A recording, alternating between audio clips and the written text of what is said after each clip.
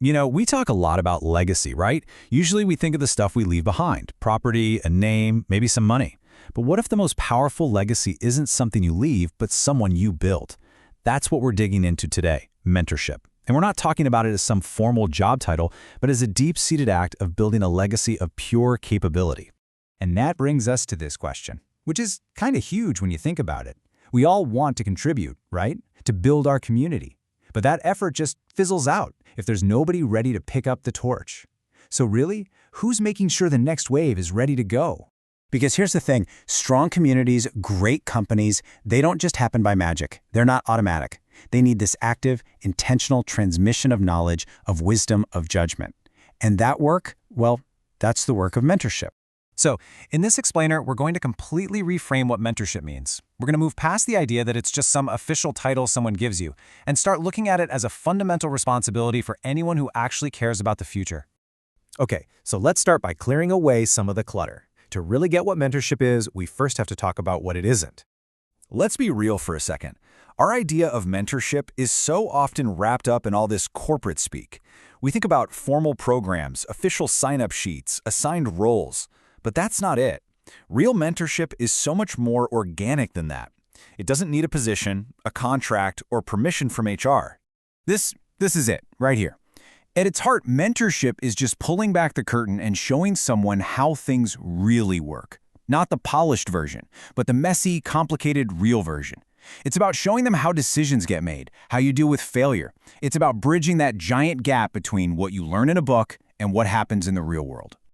And this slide just lays it out perfectly. You've got two completely different ways of thinking. Over here is the micromanager. They see people as tools to get a task done, and in the process, they create dependency. But on the other side, you've got the investor. They see people as assets to be developed. They're not just focused on the task. They're focused on building the person's capability to own the entire thing. They're a coach, not the star player who jumps in to save the day. And hey, this isn't some newfangled business idea. All the way back in 1950, the psychoanalyst Erik Erikson put a name to it: generativity.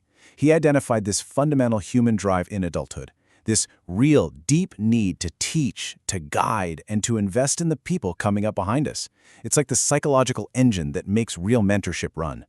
So, we know what it is, but why does it matter so much? Let's zoom out and look at the massive ripple effect that mentorship has, not just on one person, but on entire communities. This is such a stark comparison. Think of a group at a crossroads. Without mentorship, every new person is basically starting from square one. The same painful mistakes happen over and over because all that hard-won wisdom just vanishes. But with mentorship, the whole game changes. Learning skyrockets. People don't just avoid risk, they understand it. And because of that, the standard for everyone gets higher. And the data on this is just wow. One study found that employees with a mentor had a 90% promotion rate. That is a life-changing difference. It shows this isn't just some nice-to-have thing. It has a massive, tangible impact on a person's life. And it goes so much deeper than just a promotion. It's about what happens on the inside. Research also shows that mentorship can increase a person's self-confidence by up to 70%. I mean, think about that for a second. You're not just teaching a skill. You are fundamentally rewiring how someone sees their own potential. This image really helps us see the bigger picture. Mentorship isn't just a private one-on-one deal. It's this beautiful intersection where an individual's inner desire to give back, that generativity we just talked about, meets a community's very real need for capable people. And when those two things connect, you get this amazing positive feedback loop. And this is the multiplier effect. When you mentor someone, you're not just helping one person. You're creating a new node of strength in the entire network. And they, in turn, will go on to mentor others. That ripple effect is what strengthens the whole system.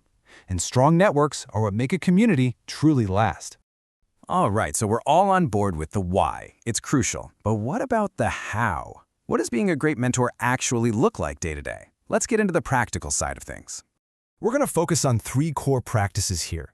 They're not super complicated, but they do require a real shift in how you think, from being a manager of tasks to being an investor in people. I love this quote because it gets to the heart of it. Look, anybody can write a checklist that tells people what to do. That's a process that scales execution. But a true mentor shares the why. They talk about the trade-offs, the tough calls, the gut feelings. That's sharing judgment. And it's judgment, not process, that builds the next generation of leaders. And a massive part of sharing judgment is being willing to share your failures. This quote says it all. There is nothing more powerful than hearing from someone you respect that they've messed up, they've struggled, and they got through it. When you normalize struggle, you give the person you're mentoring an incredible gift, the permission to be human, to be imperfect. Okay, and this brings us to the last part of the craft, which is honestly probably the hardest one: patience. Growth is not a straight line. People are going to take 2 steps forward and 1 step back. They're going to ignore your brilliant advice sometimes.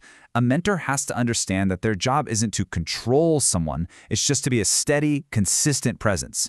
Because it's that consistency over time that builds the trust you need for your advice to actually land.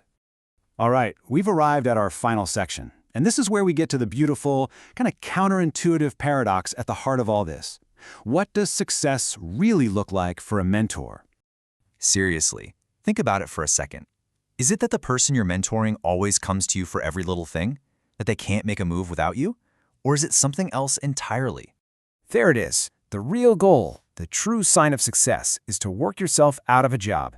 Success isn't measured by how much someone needs you. It's measured by the moment they realize they don't anymore. And that, right there, is the bottom line. A micromanager leaves behind a legacy of followers who are lost without them. But a true mentor, they leave behind a legacy of capable, independent leaders who think for themselves, who make good decisions, and who go on to build up others. That's how you create something that actually endures. So if mentorship is how we build stronger individuals, that raises a bigger question. How do we build stronger communities? Join us next time as we tackle an even bigger challenge, building trust in a world that feels more and more divided.